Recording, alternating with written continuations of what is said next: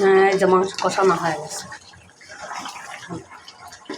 এটা এখন খেতে দেবো। আলহামদুলিল্লাহ, এই যে আমার কুরবানির মাংস কাটাকুটা শেষ। এখন এই যে রান্নাও প্রায় আমার শেষের দিকে। এই যে প্রথমে আমি অল্প পরিমাণ মাংস প্রেশার কুকারে দিয়ে রান্না করলাম, মানে বাচ্চারা খাবে, এই জন্য একসঙ্গে বেশি রান্না করতে সময়টা বেশি লাগে যায়। গ্যাসে যেহেতু রান্না করতেছি, আমার মাটির চুলা নেই, মাটির চুলার ব্যবস্থা নেই, পুরোটাই আমাকে গ্যাসে রান্না করতে হয়।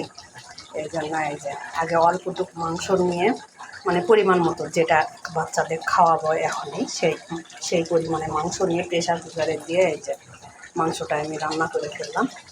এই মাংসটা আমার মোটামুটি রান্না হয়ে গেছে এখন। আর এই যে এখানে এক পাতিল ভর্তি মাংস দিয়েছি, এটাও আমি রান্না করব, এটাও আমি আজকেই রান্না করব। এই যে এখানে পাতিল ভর্তি করে, মানে বড় একটা পাতিল বের করে এক পাতিল মাংস দিয়েছি রান্না করার জন্য। এই মাংসটা রান্না করতে মনে হয় আমার রাত হয়ে যাবে, মানে দেরি হবে একটু। এই জন্য এই যে বাচ্চাদের জন্য আলাদাভাবে একটা রান্না করেছি, ওটা দিয়ে এখন বাচ্চাদেরকে খাওয়াতে দিব, আর এই মাংসটা পরে খেতে দিব।